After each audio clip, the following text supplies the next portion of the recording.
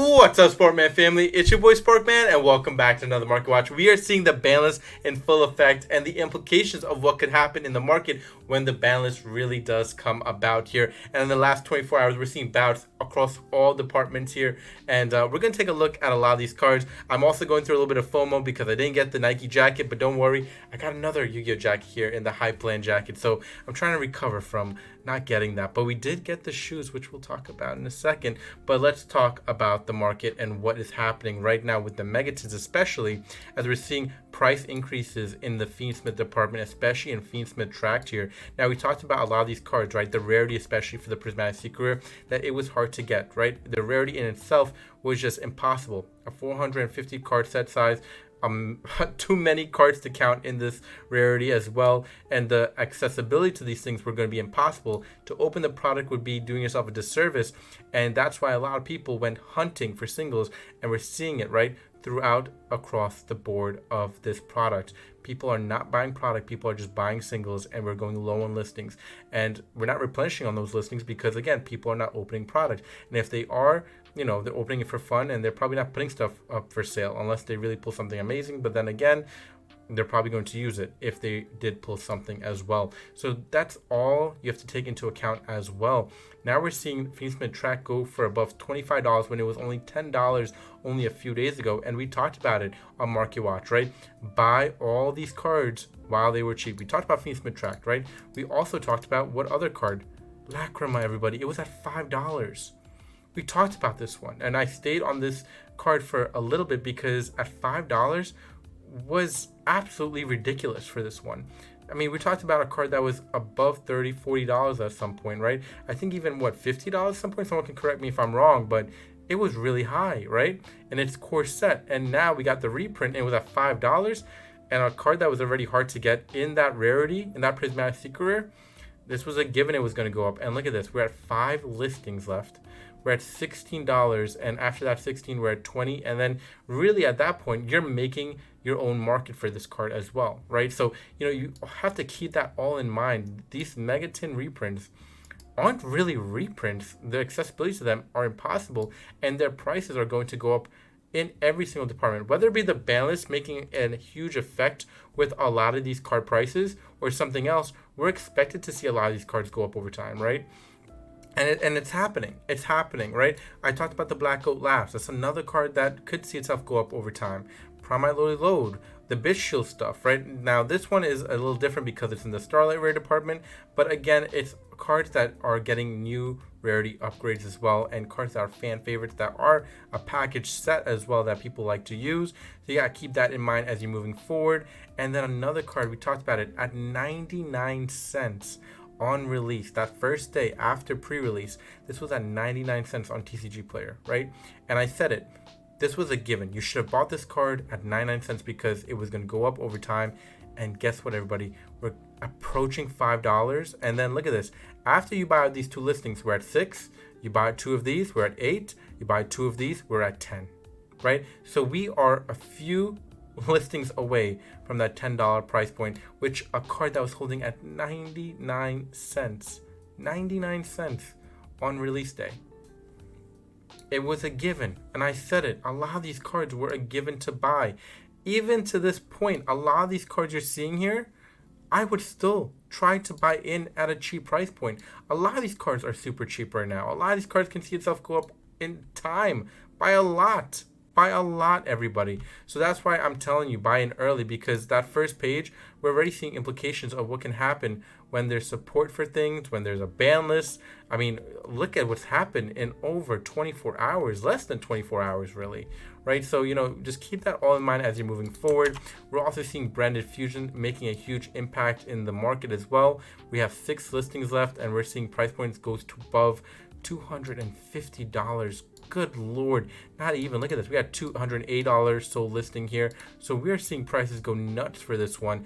People are really taking a liking. Just to be aware as well, we do have Starlight Rares now. So this might be dangerous to pick up at a QCR because this one could get self-reprinted as a Starlight Rare. And then this one could probably go down in price by a lot. So just keep that in mind as you're moving forward and buying into this. What I would tell you as my recommendation And I think a lot of people's recommendation right now is that these QCRs that are increasing in price, sell them, right? Because we know for the most part right now there's a lot of hype with certain things, and if there's hype, I would recommend selling, because we know if it hasn't gotten a Starlight Rare, it's probably eventually going to get one, especially this one coming off the ban list. I'm sorry, I mean not being limited now to 2. This is semi-limited.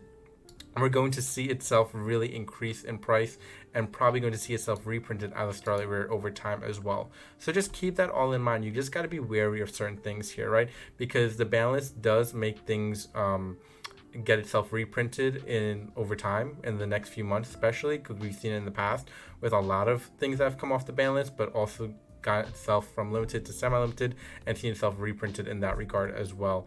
And even from semi-limited to unlimited as well, we've seen reprints in that regard as well. So you got to keep all that in mind as you're moving forward, because Konami has a way of reprinting stuff once it's been moved around the ban list as well.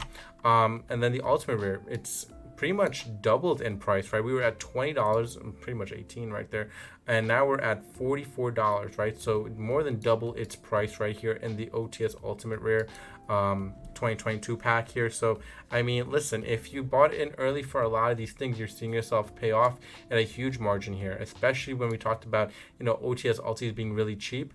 And it was time to buy a lot of those OTS ultis while they were cheap, because we would see themselves increase over time, and as though we're seeing it right now, right? So it's all a given, especially when it comes to high rarity stuff. Obviously, you can buy your cheap other versions as well, but again, those high rarity cards go up over time. The QCR department, something to keep your eye on here. Fiendsmith Engraver increasing in price, and also getting sold listings in the past 24 hours as well. So just keep that in mind. We are getting loan listings here for this one as well. Again, I would sell on the hype, because a lot of these cards will turn into Starlight Rares. Fiendsmith Requiem, we're seeing this one continuously go down, but it is at 24 listings, and we do have people really buying into this as well the past 24 hours as well. So just keep that in mind as you're moving forward. One thing to note, I keep on talking about a Retro Pack 2 booster box. It's a good investment to make, but we talked about it. This one would probably go under $100.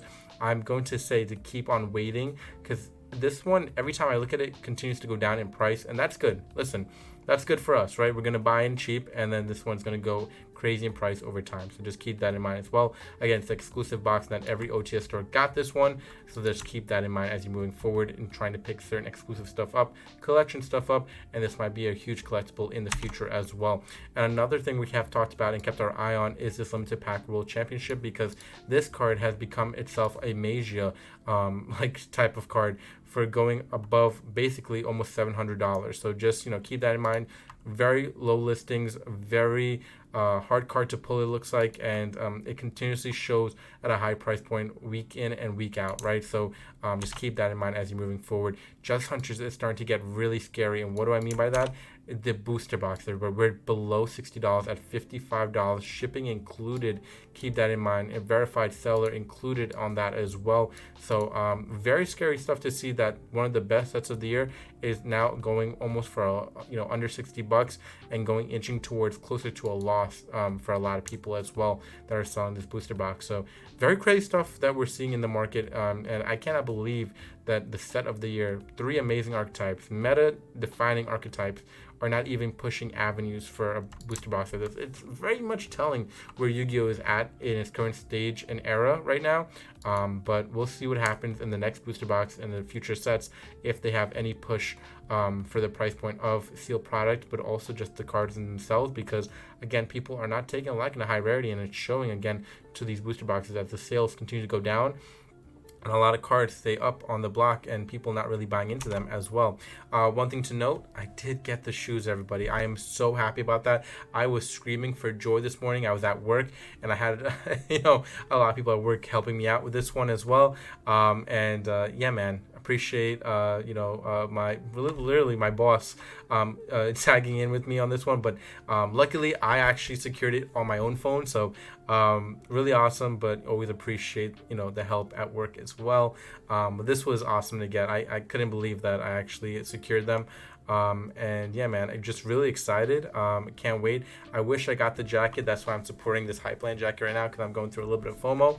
But hey, can't complain, because I heard a lot of people did not get this. So I'll take what I can get, and I'll be happy with what I got as well, because I cannot wait to rock these shoes, especially. Now, we are seeing really crazy price points immediately for this Nike collab, right? T-shirts that were at $35 going for $150. The shoes are anywhere between $400 to $550, depending on your size. You know, a lot of people, you know, want a certain size, so they're at a heavy price point as well. People also want exclusive Japan stuff over there at the House of Duel.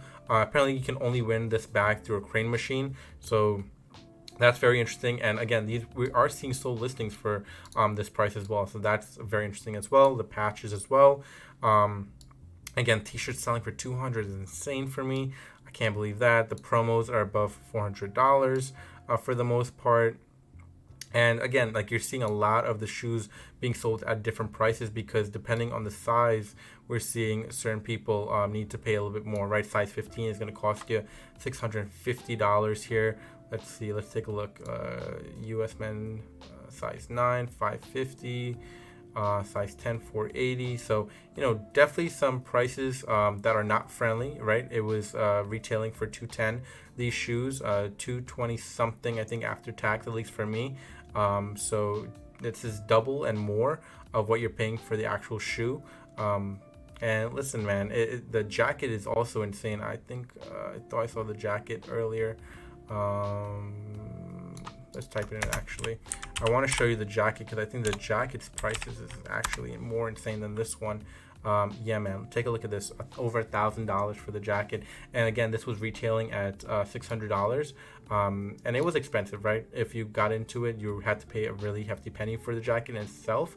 But people are still wanting the jacket no matter the price tag. And we're seeing, again, two separate, you know, purchases on September 12th here in the last 24 hours, really, of like $1,000. Like, that's absolutely insane to me. Absolutely insane. But again, I want to know what you think about the Nike collaboration, the prices you're seeing there, but also just keep in mind, everybody, the prices you're seeing on the Megatins, especially the reprints, they're only going to go up. Again, we talked about the rarities, especially in that secret rare column, is very hard to pull. So only expect those cards to go up over time, especially at a faster rate.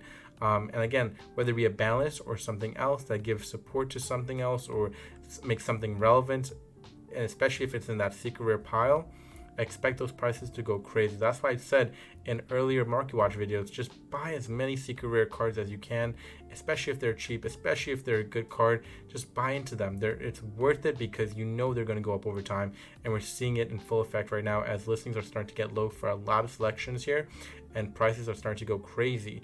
Yet the product itself is not matching up, which is, again, really weird in that regard. But again, people are not really willing to take the risk to buy into these products, because again, they understand they're not going to pull the card they want, so they rather just buy the singles rather than just buying the product and taking a hit on not getting what they want. So, you know, keep that all in mind as you're moving forward. But I want to hear your thoughts, your opinions. Let me know what I should cover on the next Market Watch.